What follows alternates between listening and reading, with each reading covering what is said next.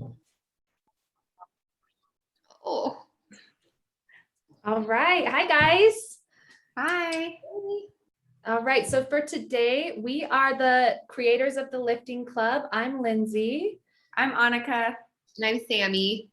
We just thought it would be fun to hop on here every week and give you guys some different tips, information, perspective.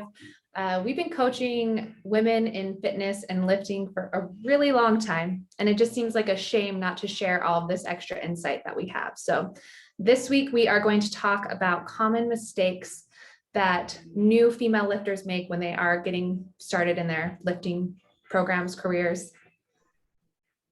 Yeah, and I think this is such an interesting topic because, I mean, it's now a lot more normal to see women in the gym, to see women lifting heavy. But I think even when we first started, it was almost this taboo thing where, you know, I would go to a 24-hour fitness and I would just look around and it would be like, there's the guys in the weightlifting area and there's the girls on the cardio equipment. And that was kind of like where I was really comfortable because it just felt like the safe space. Totally. I remember I met up with Zach, my husband, Zach, when we were in college to work out. He's like, you want to get a workout session? I'm like, yeah, let's go. We were dating. It was exciting to have someone who wanted to work out together. And then I was on the treadmill and he came over like, let's go work out. And he started walking towards the weight room. And I literally was like, oh no, like that's where I don't go over there. That's the guy's side. Like maybe over by the machines or the ab work is where we're going to work out, but not over there. Yeah, and I was just going to say too, I remember at Gold's Gym, which is now Vasa, I don't know if anyone else remembers this too, but there was always a women's section. So it kind of made you feel almost like you couldn't go to where the main weights were because that was your section. There was no squat rack. There weren't a lot of free weights. It was maybe like some ab rollers, some mats on the floor, just really basic stuff. So, well, they even just saw that. What sport? What is it? The college. I think it was college basketball. Yeah, where they had this big, nice weight room with all of this strength equipment, barbells, leg press, and that was the men's training area, and then the women's was literally like some mats and like a Bosu ball or something like that. Like for an entire collegiate, not even basketball team, but everyone who was there for the playoff. So there's still a ways to go. So how did you guys break free from going from this spot to getting into the heavy lifting? For me, really that day that I was telling you guys about with my husband was really pivotal for me because prior to that, I always had done running. I was a distance runner. At that time, I was totally fine going to the gym and running on the treadmill for an hour. Just that was a workout. That was good. That made me feel accomplished because I had burned calories. Like everything was about burning calories for me at that point. But that day that Zach took me to the gym, he like showed me all of these different weights. And I remember him being surprised because he was like, you look kind of fit, but he'd asked me to do certain things. Like there was like a decline sit-up machine, you know, where you do the sit-ups this way. And I couldn't even do one. Like I was so weak in my abs, I couldn't even do one sit-up. But then he took me over to the dumbbells and the machines. And I remember having his guidance and having him show me what to do. And then feeling the sensation of like my muscles pumping up and the feeling after those like lifting endorphins and just, I was like, Zach, what is this? Like the blood is flowing through my veins. He's like, that's the pump. Like, and for me, sorry, someone's coming in. It just kind of became addicting to learn more and to have that feeling again and to kind of step out of that woman's zone and start trying something new. That was really big for me. Totally. For me, I mean, it took a lot longer until joining Fitbliss and really learning about how to lift and how to feel comfortable. But I think one of the first mistakes that I made far before that, before I ever, you know, came and started learning more about lifting was that I did get a gym membership when I was 16 or 17. And that felt like a big step for me because it felt really intimidating. But me and one of my friends would go to the gym and we would just head right over. There's always like that little cardio area. We would head right over there and we would just do the stair stepper together for like 30 minutes, 45 minutes. And I can remember her telling me too, like, oh, if you feel cold, like if your muscles feel cold, that means like your fat is burning off. And so I remember thinking like I had heard that too. We didn't know anything. We were so young and So we would just stand on the stair stepper together, watching TV, not even really focused on what we were doing. And we had a lady, I think she was a personal trainer at the gym at the time, and she came over to us once and offered us like a free consultation. She must have sensed that we didn't really know what we were doing, but we gave her some of our body statistics and just some things, and we told her kind of what we were looking for. And I remember she told me, you know, you really need to lift heavier and you need to gain weight in order to get to where you want to be. Like, you need to build muscle. And I left that consultation just feeling like, well, there's no way I'm ever going to be able to do that because I don't know what those big guys over there are doing. Like, I felt so out of my comfort zone, and I actually stopped going to the gym because I just felt like, well, I don't know what I'm doing, and she's telling me to do something that I don't even know how to do. So what's the point of showing up and, you know, doing the stair stepper anymore? It just felt like I was so out of my element. Yeah, and I don't know if you guys ever felt this, but it wasn't like I was constantly thinking that people were judging me, but I didn't want to look stupid at the gym. So I would like feel really insecure. I actually started going to the gym with my husband, and I was a cardio queen also. And he was like, you know what? You would like lifting weights. And I was like, nah, no. So we started doing the Jamie Eason program on bodybuilding.com. I did the Jamie Eason program. Yeah. And so that was like my intro to the gym. But I would like be so insecure as I was doing the moves because I just didn't know, like, am I doing this right? Are people thinking that they're like looking at me and they're like, oh, that girl has no idea what she's doing. So I felt like that was a huge barrier, and one thing that I'm so glad that like I have moved past now, because in all reality, most people are at the gym and they're in their own lane. Like, they're just looking at themselves. They're not worried about other people. But yeah, that was one of my big mistakes in the beginning, was being so worried about other people. Mm-hmm. It gets almost like you have to be okay with doing it somewhat wrong and giving yourself permission to be like, I don't know everything, but I'm just going to try and start and go over on this side.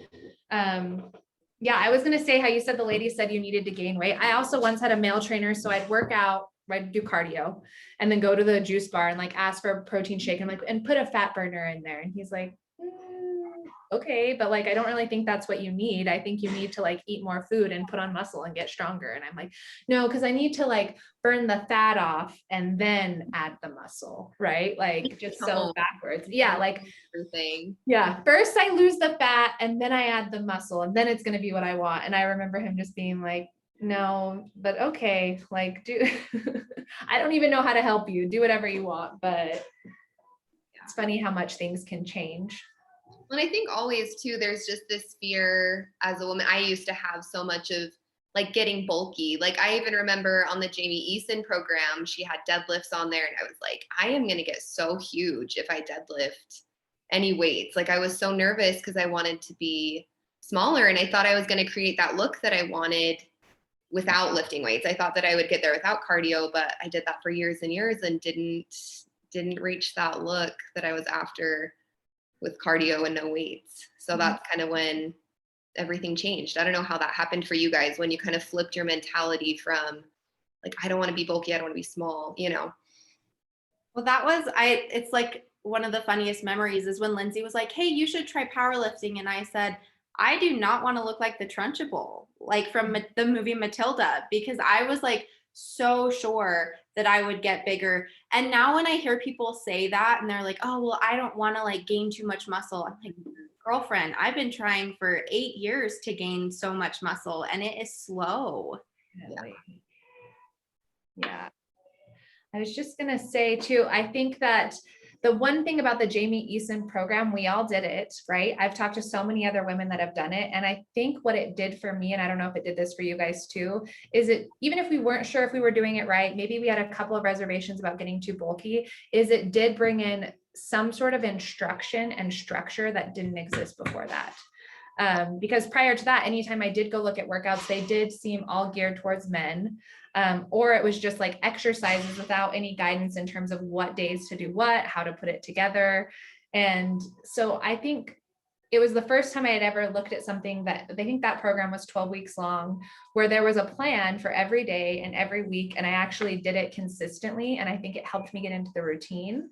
And also just kind of like figure out how to be like, okay, I'm sore from legs because I did them yesterday. Now I'll do upper, now I'll do lower. And it just kind of gave me all that framework. But then eventually the program ends and you're kind of left again, just kind of like wandering aimlessly around the gym, trying to make things up as you go.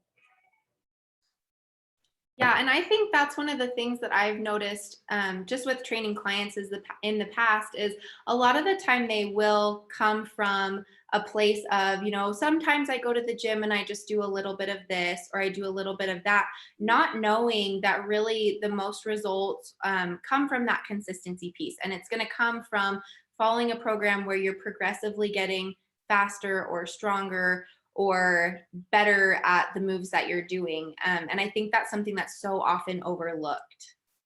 I think that's exactly after my Jamie Easton program, I had a period of time where I just was like showing up to the gym and mix matching all the workouts I had known or seen. At that time, I'm old enough that there wasn't like Instagram or things like that, really YouTube even, where you would go and like look at all of this stuff. So it was kind of like, I would just read articles in fitness magazines and kind of just like be like, this burns, this must be good, like just random exercise selection and no progression. It wasn't like we know now, like for our lifting club program, we put such an emphasis on, okay, well, if on week 1 you do a lat pull down for 60 pounds for 10 reps, week 2 we're going to try to do 65 pounds for 10 reps, or maybe we do 65 for 12 reps.